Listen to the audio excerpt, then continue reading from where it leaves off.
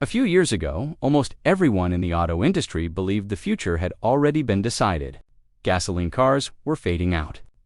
Electric vehicles were taking over, and whichever company dominated EVs first would eventually control the entire market. That was the assumption. But then, something uncomfortable started happening behind the scenes. In country after country, millions of drivers quietly hesitated. Not because they hated electric cars, but because the real world wasn't moving as fast as the headlines were. Charging stations were inconsistent. Long-distance travel still made people nervous. Electricity costs were rising in some regions, and suddenly, one company saw an opportunity almost everyone else ignored. While the rest of the industry raced toward one future, BYD started building for the transition itself. And now, some executives inside the auto industry are beginning to wonder if that decision changed everything. What makes this story strange is that BYD didn't even begin as a car company. Back in the 1990s, it was just a small battery manufacturer in Shenzhen, China. No luxury image, no famous vehicles, no global attention. They were simply building rechargeable batteries, while companies like Toyota, Ford, and Volkswagen dominated the roads. At the time, batteries were considered just one component inside a larger machine. But BYD became obsessed with understanding every layer of how energy worked.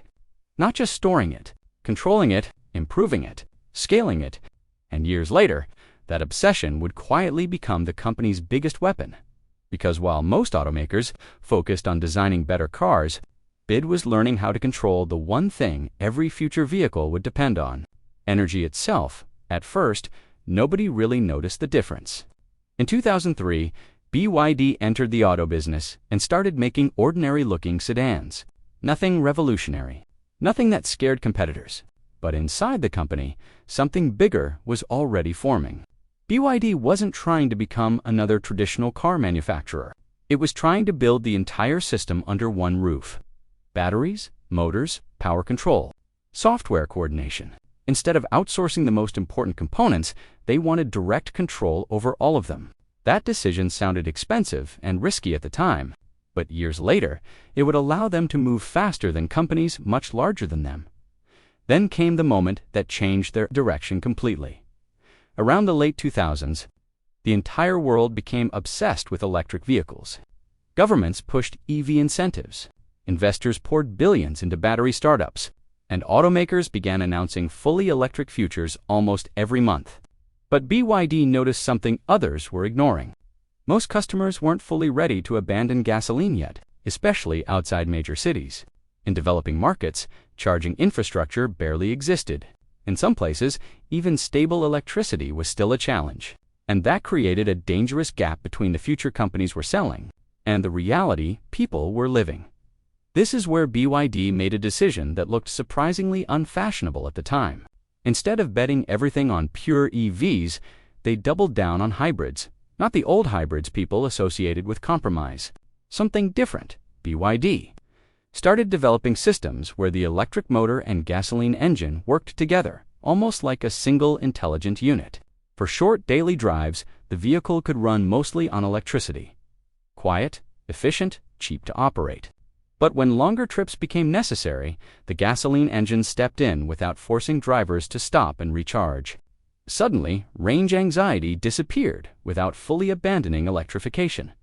At first, many people still saw hybrids as temporary technology, a bridge toward real EVs. But BYD saw something else. They saw the possibility that the bridge itself might become the dominant road for millions of people, and this is where the story starts getting uncomfortable for competitors.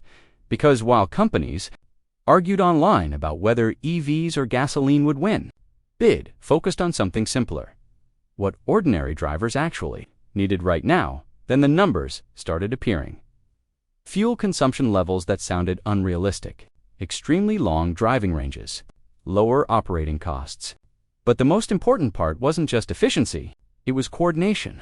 BYD's newer hybrid systems weren't treating the engine, battery, and motor like separate components fighting each other for control. The entire system continuously adjusted itself in real time. At low speeds, electricity handled most of the work. During acceleration, the engine assisted exactly when needed. During braking, wasted energy flowed back into the battery. Even heat loss was reduced more aggressively than before. To most drivers, none of this would even be visible.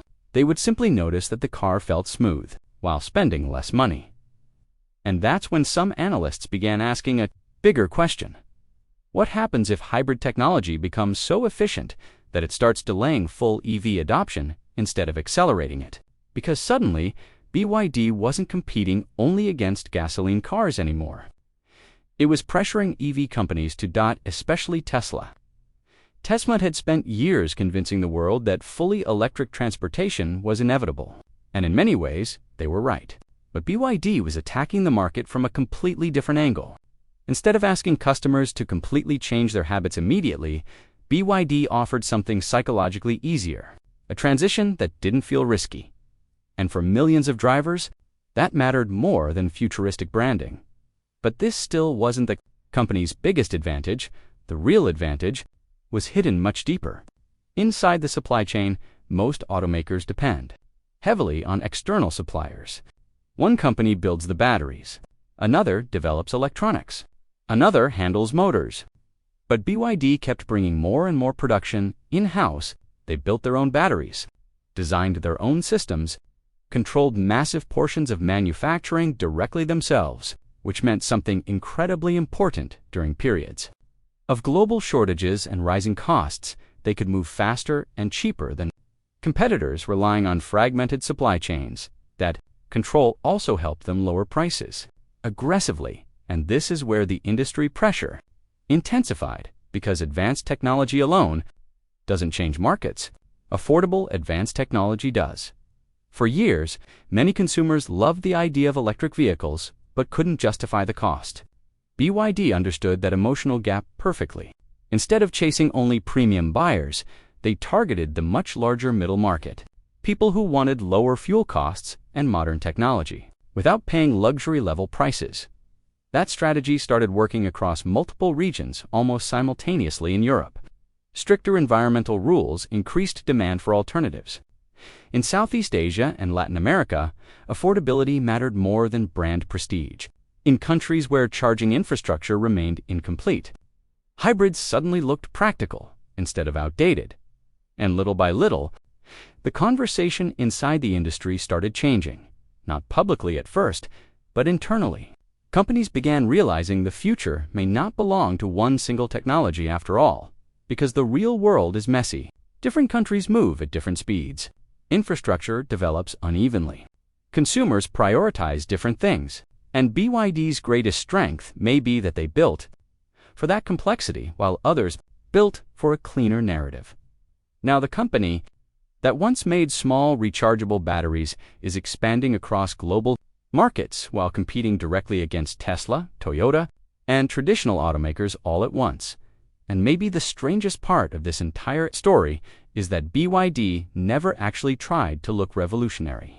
They simply focused on solving the transition problem better than everyone else, which leaves one uncomfortable possibility hanging over the industry right now. What if the companies that seemed slightly behind the future were actually building for reality more accurately the entire time?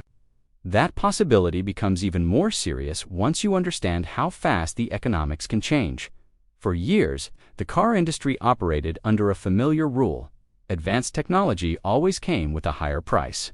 Better batteries meant more expensive vehicles. More efficient systems meant premium positioning. Customers were trained to expect that trade-off. But BYD started quietly breaking that pattern. And when that happens in an industry this large, competitors don't just lose sales. Entire business models start shaking, because once buyers realize they can get long range, lower fuel costs, modern interiors, and hybrid flexibility without paying luxury prices, the comparison becomes brutally simple, and customers are very good at simple comparisons. This is exactly why some legacy automakers suddenly look trapped between two difficult choices: either lower prices and reduce profits, or keep prices high and risk losing market share. Neither option is comfortable, especially in markets where consumers are already dealing with inflation and rising living costs. But there's another reason BYD's rise feels different from previous challengers. Most companies specialize in one identity. Tesla became the EV company. Toyota became the hybrid reliability company. Luxury brands focused on premium experiences, but BYD moves almost like multiple companies at once. In one market, it pushes affordable EV. In another, plug-in hybrids. Somewhere else, compact city cars. And underneath all of them is the same advantage: battery control. That flexibility matters more than people realize, because global markets are no longer moving in the same direction at the same speed. In some countries, EV adoption is accelerating rapidly.